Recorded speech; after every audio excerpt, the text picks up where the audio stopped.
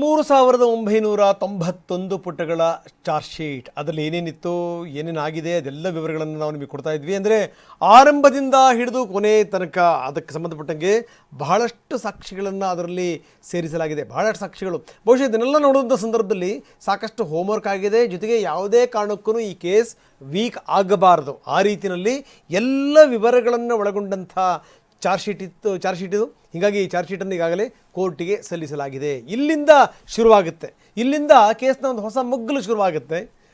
ಅದರ ವಿವರಗಳ ಆಧಾರದ ಮೇಲೆ ಇನ್ನು ಕೋರ್ಟಿಗೆ ಬಂದಂಥ ಸಂದರ್ಭದಲ್ಲಿ ಏನೇನಾಗುತ್ತೆ ಅನ್ನುವಂಥದ್ದು ವೆರಿ ಇಂಪಾರ್ಟೆಂಟ್.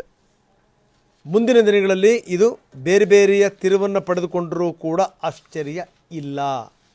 ಯಾಕಂದರೆ ಈ ರಕ್ತದ ಸ್ಯಾಂಪಲಲ್ಲಿ ಈ ಸ್ಯಾಂಪಲ್ಗಳೆಲ್ಲವೂ ಕೂಡ ಇದು ಆರೋಪಿಗಳದ್ದೇ ಅನ್ನುವಂಥದ್ದು ದೃಢಪಟ್ಟಿದೆ.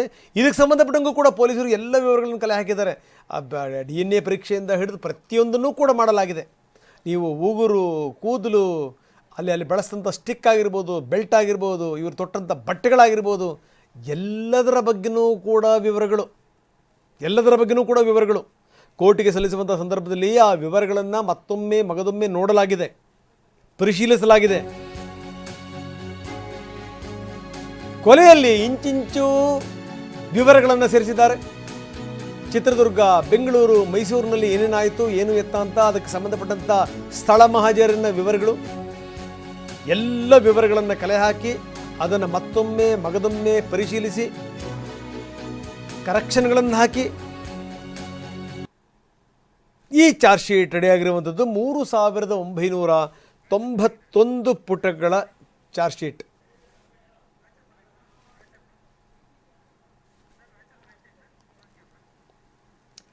ಬನ್ನಿ, ನಮ್ಮ ಪ್ರತಿನಿಧಿ ರಾಜಪ್ಪ ನಮ್ಮ ಜೊತೆಗೆ ಈಗ ಸಂಪರ್ಕದಲ್ಲಿದ್ದಾರೆ. ರಾಜಪ್ಪ, ನಾವು ಮಾತಾಡ್ತಾ ಇದ್ವಿ 3991 ಪುಟಗಳ ಚಾರ್ಜ್ ಶೀಟ್. ಆ ಚಾರ್ಜ್ ಶೀಟ್ನಲ್ಲಿರುವಂಥ ವಿವರಗಳ ಬಗ್ಗೆ ಕಿರಣ್ ನಮ್ಮ ಸಾಕಷ್ಟು ಸಂಗತಿಗಳನ್ನು ಹಂಚಿಕೊಂಡಿದ್ದಾರೆ. ಅಂದರೆ ಯಾವ್ಯಾವ ವಿವರಗಳಿತ್ತು, ಏನು ಎತ್ತ ಅನ್ನುವಂಥದ್ದು. ಜೊತೆಗೇನು ಅಂತಂದರೆ ಈ ಮೂರು ಸ್ಥಳಗಳಲ್ಲಿ ಆಗಿರುವಂಥ ಸ್ಥಳ ಮಹಾಜರು, ಜೊತೆಗೆ ಇದಕ್ಕೆ ಸಂಬಂಧಪಟ್ಟಂಥ ವಿವರಗಳು ಎಲ್ಲೂ ಕೂಡ ಒಂದು ಚೂರು ಎಡವಟ್ಟುಗಳಾಗಬಾರ್ದು, ಕೇಸ್ ವೀಕ್ ಆಗಬಾರ್ದು. ಹಾಗಾಗಿ ಎಲ್ಲ ಸಾಕ್ಷ್ಯಗಳನ್ನು ಕ್ರೋಢೀಕರಿಸಿ ಈ 3991 ಪುಟಗಳ ಚಾರ್ಜ್ ಶೀಟ್ ರೆಡಿಯಾಗಿರುವಂಥದ್ದು. ಏನಂತೀರ ರಾಜಪ್ಪ?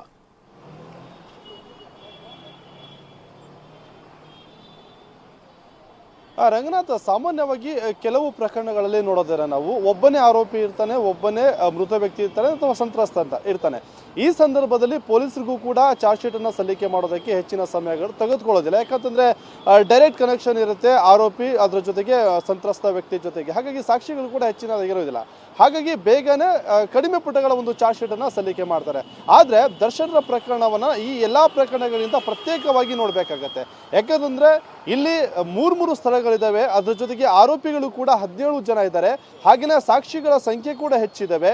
ಜೊತೆಗೆ DNA ಪರೀಕ್ಷೆ ಆಗಿರ್ಬೋದು, CSFL ರಿಪೋರ್ಟ್, FSL ರಿಪೋರ್ಟ್, ಈ ಎಲ್ಲವನ್ನ ಕೂಡ ಉಲ್ಲೇಖ ಮಾಡಬೇಕಾಗತ್ತೆ. ಹಾಗಾಗಿ ಪ್ರಮುಖವಾಗಿ ಹೇಳಬೇಕಂದ್ರೆ ಪಟ್ಟಣಗೆರೆ ಶೆಡ್ಡಿಂದ ಹಿಡಿದು ಚಿತ್ರದುರ್ಗದಿಂದ ರೇಣುಕಾಸ್ವಾಮಿಯನ್ನ ಕಿಡ್ನಾಪ್ ಮಾಡಿಕೊಂಡಿದ್ದಂತಹ ಜಾಗ, ಅಲ್ಲಿಂದ ಕೊಲೆ ಮಾಡಿದ ನಂತರದಲ್ಲಿ ರೇಣುಕಾಸ್ವಾಮಿ ಮೃತದೇಹವನ್ನು ಡಿಸ್ಪೋಸ್ ಮಾಡಿದಂತಹ ಸುಮ್ಮನಹಳ್ಳಿ ಮೋರಿ ಪಕ್ಕದಲ್ಲಿರುವಂತಹ ರಾಜಕಾಲುವೆ ಪಕ್ಕದಲ್ಲಿರುವಂತಹ ಸ್ಥಳ ಆಗಿರ್ಬೋದು, ಅಲ್ಲಿನ ಸ್ಥಳ ಮಹಾಜರು. ಅದರ ಜೊತೆಗೆ ಇದೆಲ್ಲ ಆದ ನಂತರದಲ್ಲಿ ದರ್ಶನ್ನನ್ನು ಮೈಸೂರಿನಲ್ಲಿ ಅರೆಸ್ಟ್ ಮಾಡಿ ಕರ್ಕೊಂಡು ಬಂದ್ರಲ್ಲ ಆ ಸ್ಥಳ ಆಗಿರ್ಬೋದು, ಅಲ್ಲಿ ಆ ಒಂದು ಸ್ಥಳದ ಮಹಾಜರು ಸೇರಿದಂತೆ ಪ್ರತಿಯೊಬ್ಬ ವ್ಯಕ್ತಿಯ ಒಂದು ಸಾಕ್ಷಿಗಳ ಒಂದು ಹೇಳಿಕೆಯನ್ನು ಕೂಡ ದಾಖಲು ಮಾಡಿಕೊಂಡಿರುವಂಥದ್ದು.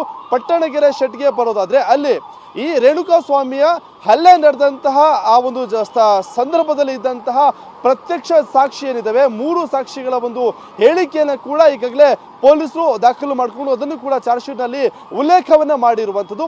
ಇದು ಒಂದು ಕಡೆ ಆದರೆ, ರೇಣುಕಾಸ್ವಾಮಿನ ಕಿಡ್ನಾಪ್ ಮಾಡ್ಕೊಂಡು ಬಂದಂತಹ ಜಾಗ, ಅಲ್ಲಿ ಕಿಡ್ನಾಪ್ ಮಾಡಿದಂತಹ ಸ್ಥಳದಲ್ಲಿ ಯಾರಾದರೂ ನೋಡಿದಾದರೆ ಅವರ ಒಂದು ಸಾಕ್ಷಿ ಆಗಿರ್ಬೋದು, ಅದರ ಜೊತೆ ದಾರಿಯಲ್ಲಿ ಬರ್ತಾ ಸಂದರ್ಭದಲ್ಲಿ ಏನಾದರೂ ಟೀ ಅಥವಾ ಊಟಕ್ಕೆ ನಿಲ್ಲಿಸಿದಂಥ ಜಾಗದಲ್ಲಿ ಅವರನ್ನು ಯಾರಾದರೂ ನೋಡಿದ್ದಾಗಿದ್ರೆ ಅವರ ಒಂದು ಹೇಳಿಕೆಯನ್ನು ಪಡ್ಕೊಳ್ಳುವಂಥ ಸಾಕ್ಷಿ ಆಗಿರ್ಬೋದು.